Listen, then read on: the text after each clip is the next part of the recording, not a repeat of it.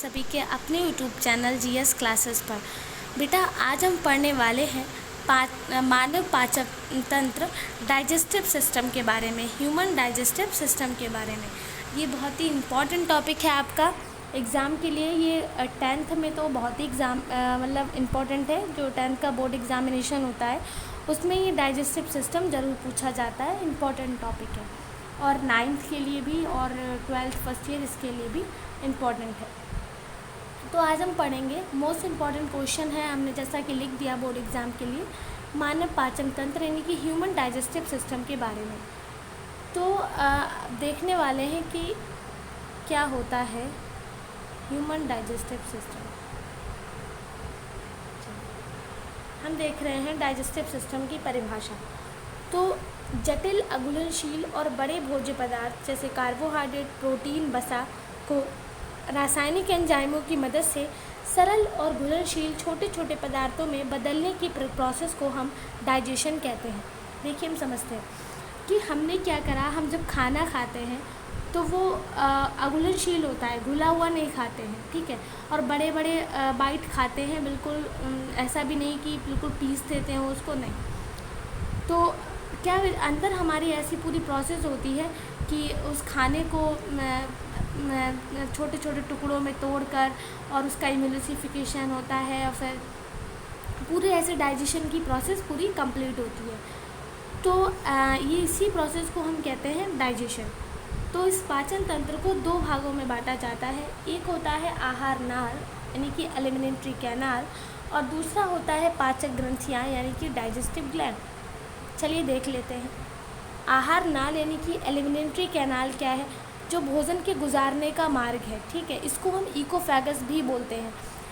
जब हम खाना खाते हैं तो वो जिस मतलब मार्ग के थ्रू रास्ते जो खाना है वो हमारे स्टमक या स्मॉल इंटेस्टाइन, लार्ज इंटेस्टाइन तक पहुंच रहा है, उसको हम एलिमेंट्री कैनाल बोल रहे हैं, भोजन को गुजारने का मार्ग। और पाचक ग्रंथियाँ यानी कि डाइजेस्टिव ग्लैंड क्या है? पाचक रस और एंजाइम्स को निकालने वाला अंग जो है वो डाइजेस्टिव ग्लैंड है, और भोजन को गुजारने का जो मार्ग है वो एलिमेंट्री कैनाल है। चलिए आगे देखते हैं हम आहार नाल के मुख्य अंगों के बारे में। तो आहार नाल के मुख्य अंग क्या है? पहला तो है माउथ एंड बकल कैविटी, मुख एंड मुखगुआ, माउथ एंड बकल कैविटी। तो टीथ क्या करते हैं? भोजन को यांत्रिक रूप से काटने, चबाने और पीसने का काम करते हैं। यानी कि जब हम पहला बाइट अपने माउथ में रखते हैं तो टीथ उसको चबाना स्टार्ट कर देते, काटना स्टार्ट कर देते और पीसने का काम करने स्टार्ट कर देते हैं। तो टीथ का काम पता चल गया क्या होता है। और टंग का काम क्या होता है कि जो हमारी मांसपेशियाँ होती हैं उनको जो भोजन का स्वाद बताती हैं उसमें सलाइवा को मिलाकर कार्य करती हैं। अब हम खाना खाते हमें पता चलता है कि ये खाना बहुत अच्छा बना है, तो वो मांसपेशियों का काम होता है जो सलाइवा में मिल जाती हैं और मुझे ये बताती हैं कि खाना किस तरीके का अच्छा बना है या ख़राब बना। और सलाइवा क्या होता है? जो सलाइवा है वो सैलिवरी ग्लैंड में यानी कि वहाँ पर पाया जाता है और लार ग्रंथियों से निकलती है ये। और इसमें टाइलिन, हमें पता है कि हमारी जो लार होती है इसमें कौन सा एंजाइम होता है? तो इस लार में हमारी जो एंजाइम होता है उस एंजाइम का नाम होता है टाइलिन। टाइलिन एंजाइम होता है जो स्टार्च को माल्टोज में बदलने का काम करता है। स्टार्च की क्वेश्चन आपका एमसीक्यू में बन सकता है बेटा कि कौन सा एंजाइम है जो स्टार्च को माल्टोज में बदलने का काम करता है, तो वो कौन सा है? टाइलिन एंजाइम है। ओके, आगे देखते हैं ग्रिसनी और ग्रास नली, फायरेनेक्स एंड इकोफेगस के बारे में, इसोफेगस के बारे में। तो ग्रसनी क्या करती है? ये भोजन और वायु दोनों का कॉमन मार्ग है। मतलब ग्रसनी के अंदर भोजन भी जा रहा है और वायु भी जा रही है, यानी कि फूड एयर दोनों हो रहे हैं। इसीलिए हम ग्रास नली को फूड पाइप कहेंगे। ये लगभग 25 सेंटीमीटर लंबी नली होती है। इसमें कोई भी पाचन नहीं होता है। इसकी दीवारों में क्रमाकुंचन गति यानी कि पेरिस्टाल्टिक मूवमेंट इसको बोलेंगे। क्यों क्रमाकुंचन गति क्या होती है कि जब हम खाना खाते हैं तो वो कुछ वेव्स की जैसे लहरें नहीं होती हैं, तरंगे होती हैं, उस तरीके से अंदर इसके होती है मूवमेंट, जिसके थ्रू खाना जो है वो लार्ज पैनक्रियाज, फिर लार्ज इंटेस्टाइन, स्मॉल इंटेस्टाइन के थ्रू ट्रांसफ़र होता रहता है। उसे हम बोलते हैं क्रमाकुंचन गति, जिससे भोजन क्या करता है? सरक कर अमाशय में पहुँच रहा है, जैसे हमने कहा पैनक्रियाज में पहुँच रहा हम देख लेते हैं स्टमक, अमाशय के बारे में। तो ये आंत के ऊपरी भाग में स्थित एक पेशी है, जैसे हमारी जे होती है ना, तो जे आकार की थैली जैसी संरचना है। यहाँ भोजन लगभग 3 से 4 घंटे तक रुकता है। अमाशय की आंतरिक दीवार से, अमाशय की जो अमाशय की जो आंतरिक दीवार से जठर रस स्रावित होता है, जिसमें निम्नलिखित घटक होते हैं। यहाँ पर हम देखेंगे हाइड्रोक्लोरिक अम्ल के बारे में। तो हाइड्रोक्लोरिक अम्ल क्या होता है देख लेते हैं।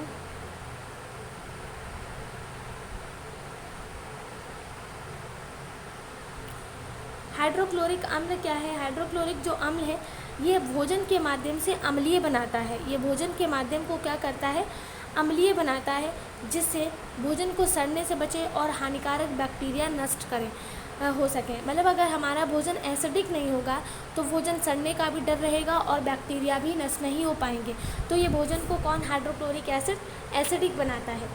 फिर हम बात करें अगर पेप्सिन एंजाइम की, तो ये अम्लीय माध्यम को एक्टिव होकर प्रोटीन को पेप्टोनोस और प्रोटियोजिस में तोड़ता है। कौन? Pepsin enzyme. ये अम्लीय माध्यम में सक्रिय होकर प्रोटीन को पेप्टोनोस और प्रोटियोजिस में तोड़ता है।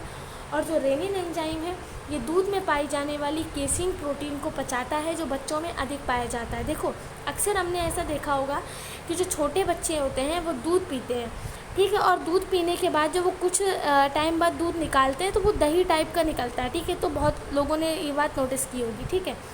तो ऐसा क्यों है? जो रेनिन एंजाइम है दूध से क्या कर देता है? केसीन है जो प्रोटीन को पचाता है और वो दही में कन्वर्ट कर देता है उसको। अब हम बात कर रहे हैं किसकी? अब हम बात कर रहे हैं छोटी आंत की, स्मॉल इंटेस्टाइन की।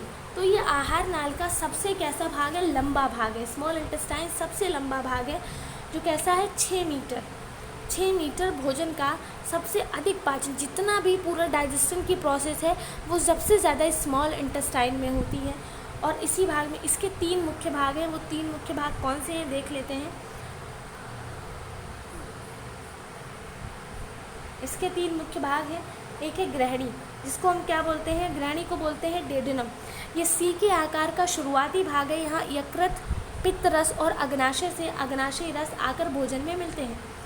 जेजुनम क्या है? ये मध्य भाग है। और इलियम ये अंतिम भाग है। ये जो स्मॉल इंटेस्टाइन है इसके 3 पार्ट हैं और इसकी आंतरिक दीवार जो है वो उंगली जैसी छोटी छोटी संरचनाएं पाई जाती हैं, जिन्हें हम विली यानी कि दीर्घ रोम कहते हैं। और ये पचे हुए भोजन को सोकर रक्त में पहुँचाती हैं। और फिर हम बात करें किसकी? बड़ी आंत की, लार्ज इंटेस्टाइन की। तो छोटी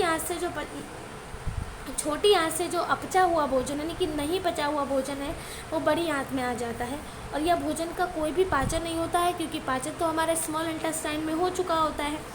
इसका मुख्य कार्य है कि जो बिना पचा हुआ भोजन है, जैसे वाटर और खनिज लवणों का अवशोषण करना। तो अंत में जो हमारे अपशिष्ट पदार्थ हैं वो मलाशय यानी कि रेक्टम में इकट्ठे होते हैं और एनएस के थ्रू गुदा के द्वारा शरीर से बाहर निकाल दिए जाते हैं। प्रमुख पाचक ग्रंथियाँ क्या हैं वो देख लेते हैं। तो ये मानव की सबसे बड़ी ग्रंथि है। लार्जेस्ट ग्लैंड कौन है? लीवर। और ये गहरे लाल रंग की होती है। यकृत से पित्त यानी कि विल जूस का निर्माण होता है, जो गाल ब्लैडर में संचित इनकी स्टोर होता है। इसका कार्य क्या है कि पित्त रस में कोई भी एंजाइम नहीं होता है, लेकिन ये भोजन के माध्यम को एल्कलाइन बनाता है। कैसा बनाता है? क्षारीय बनाता है। और वसा का पायसीकरण, जैसे कि अभी हमने ऊपर पढ़ा था, इम्यूलिसिफिकेशन ऑफ फैट का करता है। जो इम्यूलिसिफिकेशन ऑफ फैट करता है, वसा को छोटे छोटे बूंदों में तोड़ देता है।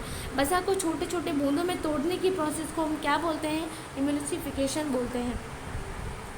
अब हम देखेंगे अग्नाशय के बारे में। अग्नाशय के पैनक्रियाज के बारे में। तो ये शरीर की दूसरी सबसे बड़ी और एक मिश्रित मिक्स ग्लैंड है, जो हल्के पीले रंग की होती है।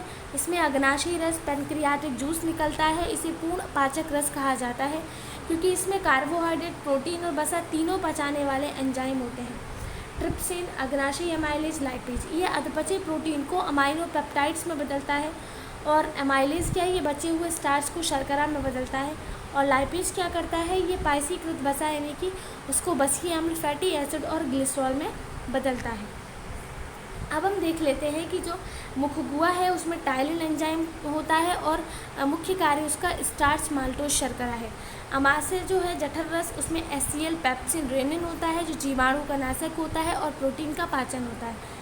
यकृत में पित्तरस होता है, इसमें इम्यूलोसिफिकेशन होता है। और पैनक्रियास में ट्रिप्सिन एमाइलेज लाइपेज होते हैं बेटा, जो कि प्रोटीन और कार्बोहाइड्रेट वसा का पाचन इसके अंदर होता है।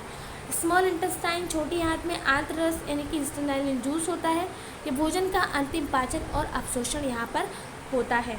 तो आई होप आपको ये सारी चीज़ें जो हमने अभी पढ़ाया, डाइजेस्टिव सिस्टम आपको बहुत अच्छे, इसमें भी डायग्राम भी बनाना होगा बेटा। मैं यहाँ पर आपको डायग्राम बनाकर नहीं दिखा सकती, बट आप इस डायग्राम को मैं अलग से वीडियो बनाकर शॉर्ट वीडियो में डाल दूँगी, आप उसको अच्छे से देख लीजिएगा। ये टॉपिक जो है आपका एग्ज़ाम के लिए बहुत ही इम्पॉर्टेंट है और ये एग्ज़ाम में पूछा ही जाता है। 10th का तो मुझे एग्जैक्टली याद है कि ये पूछा ही जाता है, लॉन्ग में आ जाता है, हाँ लॉन्ग में ही जहाँ तक आता है।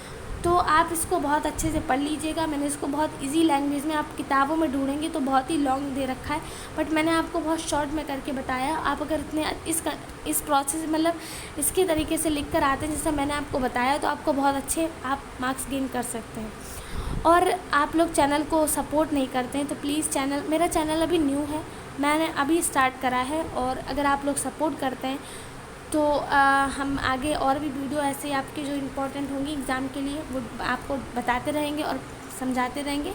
और कुछ भी अगर आप लोग को लगता है कि आपको कुछ भी समझना है तो आप मुझे कमेंट करके बताना कि दीदी मुझे इस टॉपिक में कुछ प्रॉब्लम है, आप प्लीज़ क्लियर कर दीजिए, तो मैं बता दूँगी।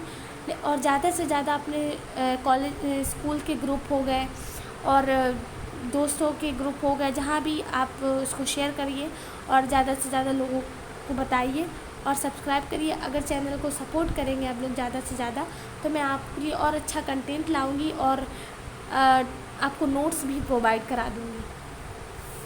तो तब तक के लिए रखते हैं, और कल आपके लिए ऐसे ही कोई नेक्स्ट टॉपिक लाऊंगी एग्ज़ाम के लिए जो इम्पोर्टेंट होगा।